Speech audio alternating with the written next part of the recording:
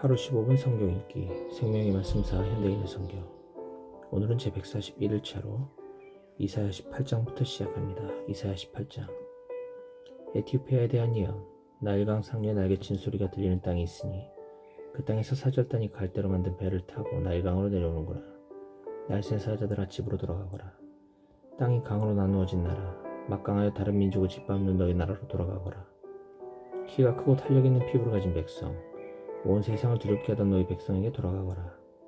세상에 사는 모든 사람들아 들으라.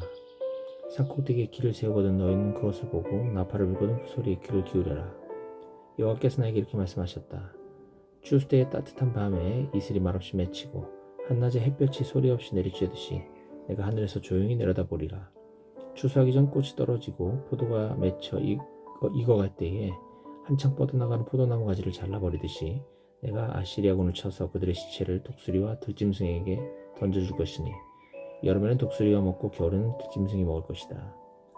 땅이 강으로 나누어진 나라, 막강하여 다른 민족을 짓밟는 나라, 키가 크고 탄력 있는 피부를 가진 백성, 온 세상을 두렵게 하던 이 나라 백성들에게 전능하신 여호와께서 예물을 받을 날이 있을 것이니 그들이 전능하신 여호와가 경배를 받으시는 시온산을 찾을 것이다.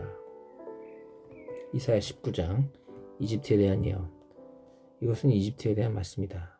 여호와께서 빠른 구름을 타시고 이집트로 가실 것이니 이집트 우상들이 그 앞에서 떨 것이며 이집트 사람들이 두려워서 새파랗게 질릴 것이다. 여호와께서 말씀하신다.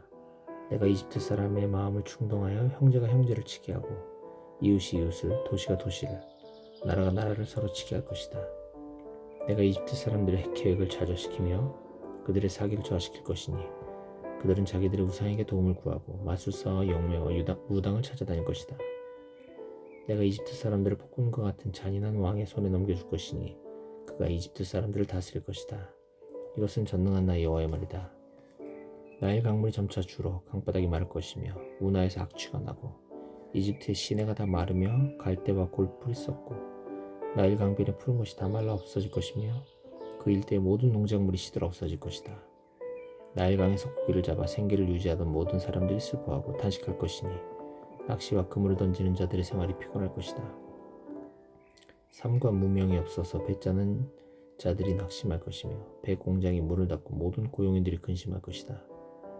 소환의 지도자들은 정말 어리석구나. 이집트의 가장 지혜로운 사람들도 어리석은 조언을 하는구나. 그들은 어떻게 바로에게 자기들이 지혜로운 자들의 자손이며 옛 왕들의 후손이라고 말할 수 있는가? 이집트 왕이여, 너희 지혜로운 자들이 어디 있느냐?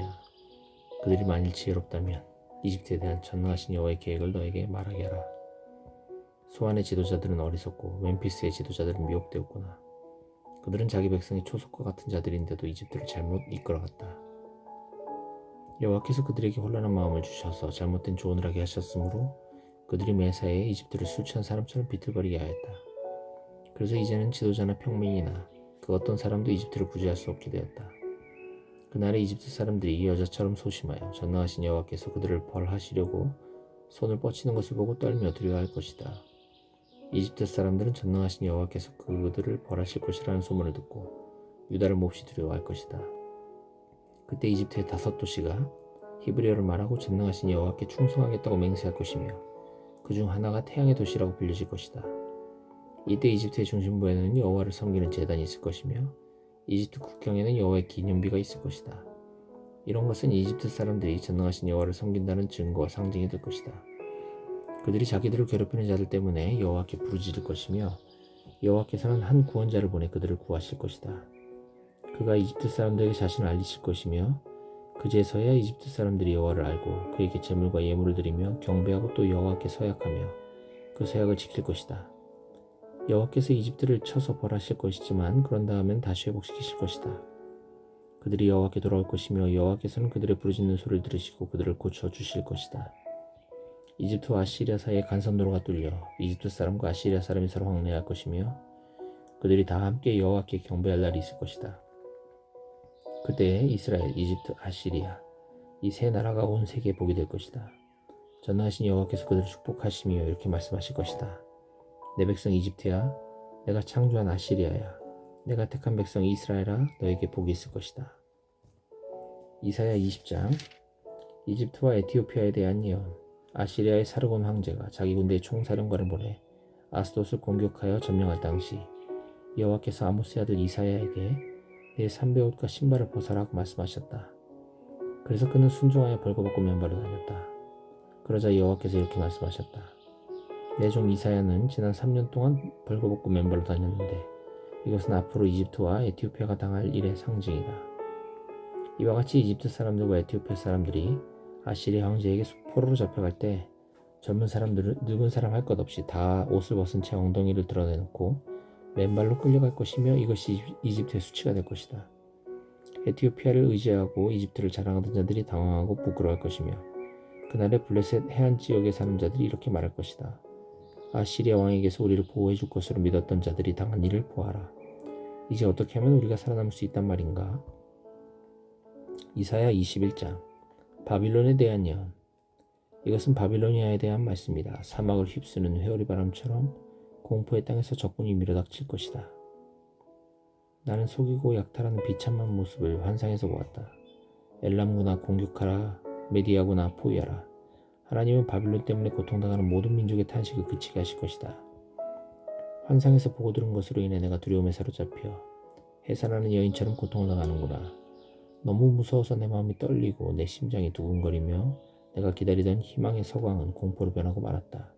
보라, 그들이 잔치를 베풀어 식탁에 음식을 잔뜩 차려놓고 먹고 마시고 있다. 장교들아 너희 방패를 들고 싸울 준비를 하라. 그때 환상 가운데 여호와께서 나에게 말씀하셨다.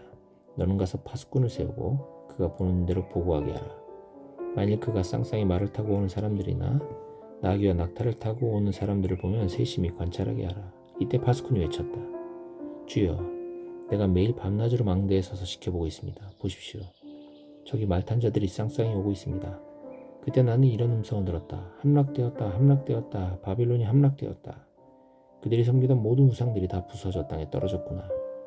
타작마당의 곡식처럼 짓밟힌 내 백성들아, 이스라엘의 하나님 전능하신 여호와께서 내가 지금까지 들은 것을 너희에게 다 말해 주었다.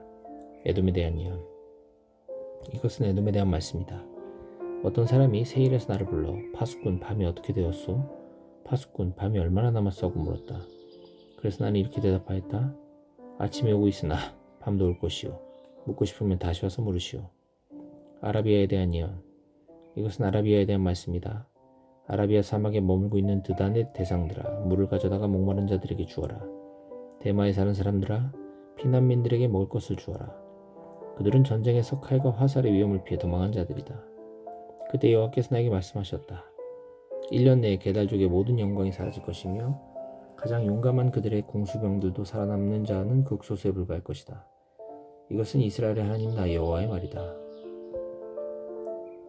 이사야 22장 예루살렘에 대한 예언. 이것은 예루살렘에 대한 말씀이다. 무슨 일인가? 어째서 모든 사람들이 옥상으로 올라가고 있는가? 흥청망청 떠들어대며 즐거워하던 성이여, 칼날에 죽음을 당한 것도 아닌데 내 백성이 죽어 쓰러졌구나. 너희 지도자들은 다 도망하여 화살 하나 쏘아보지 못하고 생포되었으며 멀리 도망한 자들도 붙잡혀 포로가 되고 말았다. 그러므로 나를 혼자 내버려 두어 내 백성의 죽음을 슬퍼하며 통곡하게 하고 나를 위로하려 들지 말아라. 환상의 골짜기에 전능하신 여호와께서 작정하신 공포와 짓밟힘과 혼란의 날이 왔구나. 예루살렘 성벽이 무너지고 죽음의 소리가 산골짜기에 메아리치고 있다. 엘람 사람들은 활과 화살을 가지고 전차와 말을 타고 왔으며 기르 사람들은 방패를 들고 나왔다. 그러므로 유다의 아름다운 골짜기에 전차가 가득하고 마병은 예루살렘 성문 앞까지 늘어섰으니 이제는 유다의 모든 방어진이 무너지고 말았구나. 그러자 너희가 병기구에서 무기를 끄집어내고 무너진 예루살렘 성벽에 수리할 곳을 찾으며 예루살렘의 모든 가옥을 조사하여 그 일부는 헐어서 그 돌을 성벽 수리하는 데 사용하고 또 충분한 물을 확보하기 위해 옛 연못에서 흘러내리는 물을 가둘 저수지를 성 안에 만들었다. 그러나 너희는 오래전에 이 모든 일을 계획하시고 이런 일이 일어나게 하신 하나님에게는 아무 관심도 쏟지 않았다. 그때 전능하신 주 여호와께서 너에게 통곡하고 슬퍼하며 머리를 밀고 굵은 삼배옷을 입으라고 하셨으나 오히려 너희는 기뻐하고 즐거워하며 소와 양을 잡아먹고 포도주를 마시며 내일 죽을 텐데 먹고 마시자 하였다. 전능하신 여호와께서 나에게 말씀하셨다. 직접 말씀하셨다. 이 죄는 그들이 죽을 때까지도 용서받지 못할 것이다. 이것은 전능한 나 여호와의 말이다. 전능하신 주 여호와께서 나에게 왕궁 살림을 맡은 셈나에게 가서 이렇게 전하라고 말씀하셨다. 네가 여기서 무엇을 하고 있느냐? 내가 무슨 권리로 이 바위산에서 내 무덤을 팠느냐? 나 여호와가 너를 단단히 붙들어 공처럼 말아 싸서 광대한 나라에 던질 것이다. 네가 거기서 죽고 너의 화려한 마차도 거기 있을 것이며 너는 내 주인에게 수치가 될 것이다. 내가 너를 관직에서 쫓아내고 내 지위를 낮출 것이다. 그런 다음 내가 hil기야의 아들인 내 종 엘리야김을 불러 그에게 내 관복을 입히고 내 띠를 메어주고 내가 가졌던 모든 권한을 그에게 주겠다. 그는 예루살렘과 유다 사람들에게 아버지와 같은 자가 될 것이다. 또 내가 그에게 다윗 집안의 열쇠를 줄 것이니 그가 열면 닫을 사람이 없고 그가 닫으면 열 사람이 없을 것이다. 내가 못을 박듯이 그의 위치를 확고하게 할 것이며 그는 자기 집안 사람들에게 최대의 자랑거리가 될 것이다. 그러나 그의 모든 친척들과 집안 사람들이 그에게 무거운 짐이 될 것이다. 그들은 마치 못에 걸린 크고 작은 그릇처럼 그에게 잔뜩 매달릴 것이다. 그렇게 되면 튼튼하게 박힌 그 못이 사가 부러져서 떨어질 것이며 거기에 매달린 모든 것이 그것과 함께 떨어지고 말 것이다. 이것은 나 여호와의 말이다. 이사야 23장. 이것은 두로에 대한 말씀이다. 다시 세베드라 통곡하라. 두로가 망하여 집도 없고 항구도 없어 황폐해졌으니 너희가 키프로스에서 들은 소문이 다 사실이다. 두로에 대한 예언. 해변의 주민들아, 시돈의 상인들아, 잠잠하라. 너희가 바다로 이집트 상품을 실어 나르며 세계 시장 노릇을 해왔다. 시돈아, 너는 부끄러워하여라. 바다가 너를 버리며 이렇게 말한다. 나는 아이를 가져본 적이 없으며 아들이나 딸을 길러본 일도 없다. 두로가 망했다는 소식을 들으면 이집트 사람들도 몹시 충격을 받고 놀랄 것이다. 해변의 주민들아, 너희는 슬피 울며 스페인으로 도망하라. 이것이 고대에 건설된 화려한 너희 도시냐? 이것이 먼 나라까지 가서 식민지를 개척한 도시란 말이냐? 많은 식민지를 다스리며 세계 무역의 중심지인 두로에 누가 이런 재앙을 내렸는가? 전능하신 여호와께서 그렇게 하셨으니 그들의 교만을 꺾고 세상의 존귀한 자들을 낮추기 위해서였다. 다시 세베드라, 항해를 계속하라. 너희가 정박할 항구가 없어졌다. 여호와께서 바다 위에 손을 펴셔서 세상 나라들을 흔드시며 페니키아의 요새를 파괴하라는 명령을 내리시고 이렇게 말씀하셨다. 가련한 시도나 너희 즐거운 시절은 끝났다. 너희 주민들이 키프로스로 도망갈지라도 거기서 안전하지 못할 것이다. 들짐승으로 두루를 짓밟게 한 것은 아시리아 사람이 아니라 바빌로니아 사람이었다. 그들이 두루를 포위하고 그 궁전을 헐어 폐허가 되게 하였다. 다시 세베드라 통곡하라. 너희와 무역하던 도시가 파괴되었다. 두루가 한 임금의 수명처럼 70년 동안 잊혀졌다가 그 기간이 지나면 다음과 같은 기생의 노래처럼 될 것이다. 잊혀진 기생아, 수금을 가지고 성 안을 돌아다녀라. 훌륭하게 연주하고 많은 노래를 불러 사람들이 다시 너를 기억하게 하라. 그 70년이 지나면 여호와께서 두루를 다시 일으켜 이전처럼 무역을 하게 하실 것이나 두루는 온 세계와 음란을 행할 것이다. 그러나 두루가 무역하여 번 돈은 쌓이지 않고 여호와께 바쳐질 것이며 여호와를 섬기는 자들이 식량과 의복을 사는데 그 돈을 사용할 날이 있을 것이다. 이사야 24장. 세상에 대한 여호와의 심판. 여호와께서 땅을 뒤엎어 황폐하게 하시고 그 백성을 흩어버리실 것이다. 제사장과 백성이 당하는 일이 똑같을 것이며 종과 주인, 사는 자와 파는 자, 빌려주는 자와 빌리는 자, 부자와 가난한 자가 다 같은 일을 당하게 될 것이다. 땅은 완전히 황무지가 되고 약탈당할 것이다. 이것은 여호와께서 하신 말씀이다. 땅이 마르고 시들어가며 온 세계가 쇠잔하고 세상의 높은 자들도 쇠약해가고 있다. 땅이 죄로 더럽혀졌으니 이것은 사람들이 하나님의 법에 불순종하고 그와 맺은 영원한 계약을 어겼기 때문이다. 그래서 하나님은 땅에 저주를 내렸고 사람들은 그 죄의 대가를 받아 살아남은 자가 적으며 포도나무가 시들고 포도주는 귀하게 되었으며 한때 즐거워하던 자가 이제는 다 슬퍼하게 되었다. 또 소고를 치고 숨을 타던 음악 소리가 그쳤으며 아무도 흥겹게 노래를 부르면서 포도주를 마실 수 없게 되었고 술맛은 쓰게 되었다. 도시는 온통 혼란 속에 빠져 집집마다 문이 닫히고 출입하는 자가 없으며 포도주가 없으므로 사람들이 거리에서 소리를 지르고 즐거워하던 사람이 침을 흘리며 땅에서 기쁨이 사라지고 말았다. 성이 폐허가 되고 성문이 파괴되었으니 이런 일이 앞으로 온 세계에 일어날 것이다. 그 상태는 감람나무를 흔들어 그 열매를 완전히 떨어버리는 것 같고 포도 수확을 하고 나서 그 남은 것까지 다 따내는 것과 같을 것이다. 그러나 살아남은 자들이 기뻐서 외칠 것이며 서방에서 여호와의 위엄을 선포하고 동방에서 그를 찬양할 것이며 해안 지역에 사는 사람들도 이스라엘의 하나님 여호와를 찬양할 것이다. 그때 우리는 세계의 가장 먼 지방에서 의로우신 분에게 영광을 돌리는 찬송 소리를 듣게 될 것이다. 그러나 여전히 악이 판을 치고 곳곳에 배신의 해가 있으니 내가 탄식하지 않을 수 없구나. 세상 사람들아 들어라. 공포와 함정과 덫이 너희를 기다리고 있다. 공포를 피하려고 하는 자는 함정에 빠질 것이며 함정에서 올라오는 자는 덫에 걸릴 것이다. 하늘에서 폭우가 쏟아지고 땅의 기초가 흔들릴 것이며 땅이 깨어지고 갈라져 진동하며 술 취한 사람처럼 비틀거리고 폭풍 속의 오두막처럼 흔들거릴 것이다. 세상이 죄악에 짓눌리고 있으니 쓰러져 다시는 일어나지 못할 것이다. 그날에 여호와께서 하늘의 타락한 천사들과 땅의 교만한 통치자들을 심판하실 것이다. 하나님 그들을 죄순처럼 한 곳에 모아 지하 감옥에 가둬놓을 것이며 그들은 형벌이 확정될 때까지 거기에 머물러 있게 될 것이다. 그때 전능하신 여호와께서 시온산과 예루살렘에서 왕이 되어 자기 백성의 장로들 앞에서 영광스럽게 다스릴 것이며 그와 같은 영광 때문에 해와 달이 무색할 것이다.